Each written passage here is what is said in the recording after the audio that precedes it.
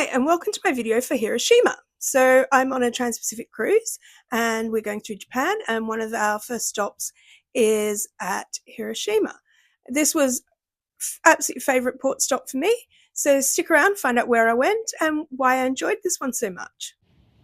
So we got off the ship really quickly and easily, so all passport control had already been done. So we just had to have our passport ready as well as our cruise card, and we were off, just walked straight off. It was a docked port. So there were shuttle buses that were waiting that took us to the train station, to Itsukechi station, and we got to the train station just after 9, so that was really good, ready for a full day out. So, and when we got to the station, there were people selling the one-day travel passes. So there's tram-only ones for 700 yen, or a trolley car and ferry one for 1,000 yen. So we got the one that covered the ferry because we were going over to Miyajima Island. So we got the train down to Miyajima Guchi Station, which is the station at the end of the line, so you can't forget to get off. And it's on Route 2. And yeah, so we went there to get the ferry to the island. This sign saying not to jump or throw stones down onto train lines was really funny, so I took a picture of it. So the ferry runs regularly and it only takes about 10 minutes to get there. You can travel on foot or there are car spaces. So the ferry's really good. There's indoor and outdoor seating. It was quite cool when we were on there, but the ferry ride isn't long, so sitting outside was fine. There is a drinks machine on the ferry, so if you need a drink, you can grab one there. Miyajima Island is famous for its giant Torii gate, which at high tide seems to float on the water. So you'll see that in a minute. It's just amazing. And while officially it's named Itsukushima Island, the island is more commonly referred to as Miyajima, which is Japanese for Shrine Island.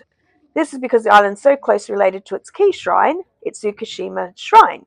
So like the Torii gate, the shrine's main buildings are built over water. We really loved Miyajima Island. We went to the supermarket, I had a chicken stick, walked around to the right to the Torii Gate, which was just amazing. No photo can do it justice. It's really stunning. So whilst it wasn't the height of the cherry blossom season, there were cherry blossoms along the route. And Miyajima Island's also famous for its deer, which roam freely around the island.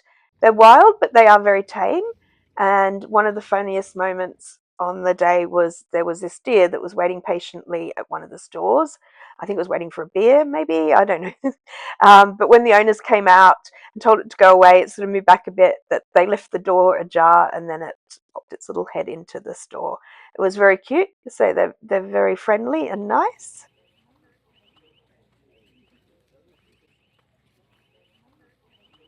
As you walk around, there's plenty more opportunities for great views of the Torii Gate, and it did take us quite a long time to walk around there because we were just so enjoying taking photos and watching it and looking at the shrine area as you came round.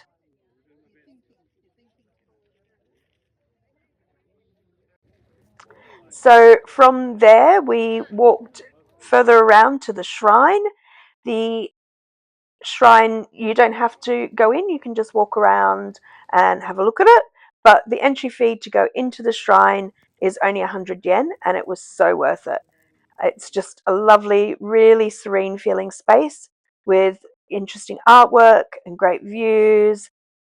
And unlike all the other shrines that we went to in Japan, the best part of this was it wasn't crowded. There were not a lot of people in it. The whole of the island wasn't so touristy, I guess, because you've got to travel over to it. And this made it totally one of the best things that we did on our trip. So I highly recommend paying 100 yen to go in if you want to. Also, really loved this old bell. This was so cute. It's on the far side of the shrine.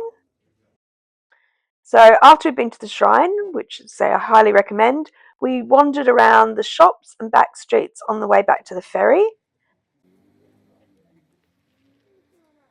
There is accommodation on Miyajima Island, and if we were traveling not on a cruise ship, I 100% would recommend staying here overnight.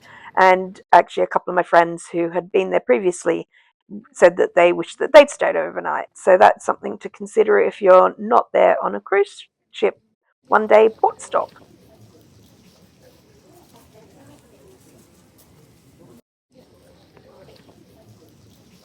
I had a custard-filled pastry that was really good. Custard cream thing. There's lots of food and shops and restaurants, lots of things to see and do. You could easily spend a whole day or two walking around Miyajima. There was a shop that did chopsticks that they engrave names on for you.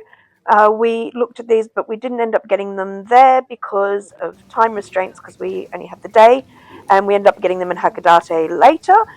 Thank you for boarding the Miyajima Island.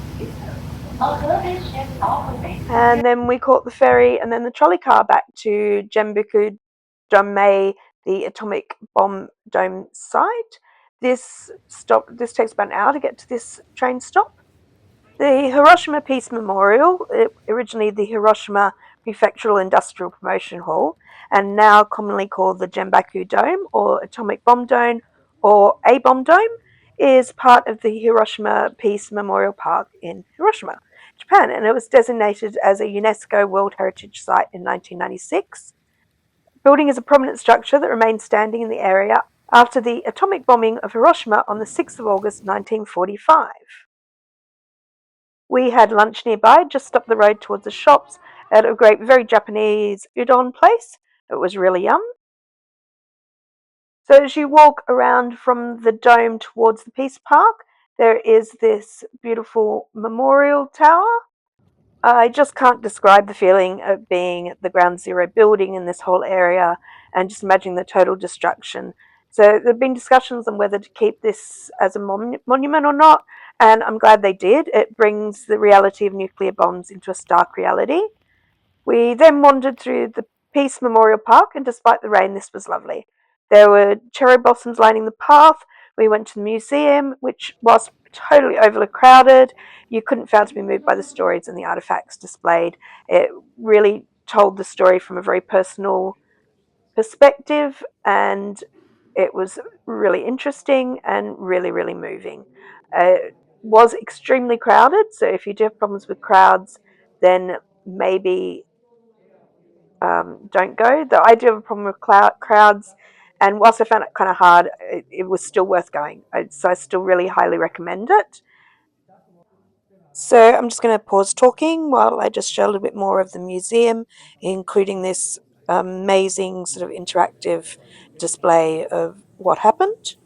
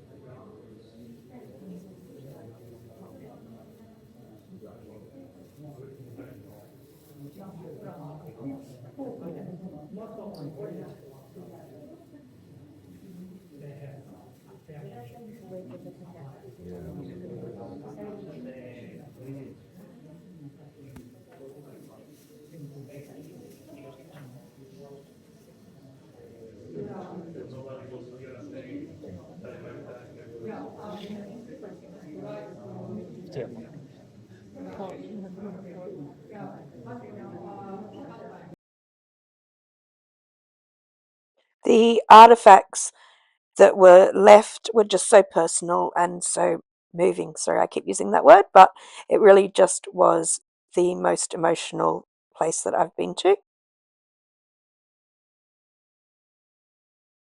Then walk back through the park, past the flame, then headed over to the Children's Peace Park, where there are collections of paper cranes, which were just amazing. How many was just astounding.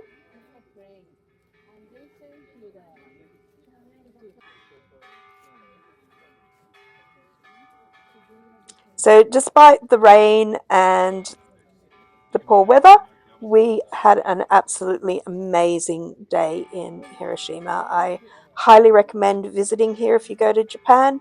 There is just nothing like it that I've ever been to.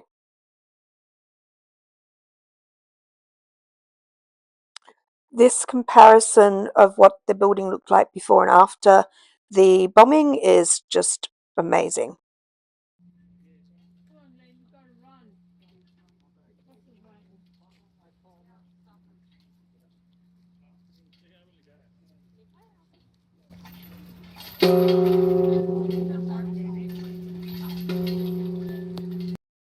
All aboard time was 5:30, with the last shuttle bus leaving Itsuyokachi station at 5:15 p.m. And we got back just before 5. So it was a long day with many, many steps, but it was absolutely unforgettable. We had planned on going to the atomic bomb dome site first, then to Miyajima afterwards, which I think would have made for the perfect day. We moved around due to the weather being better in the morning for the island.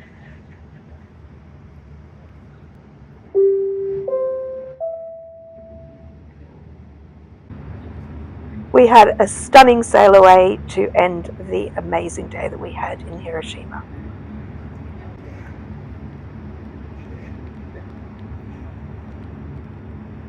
If you've enjoyed this video, please like and subscribe. It really does help my channel grow.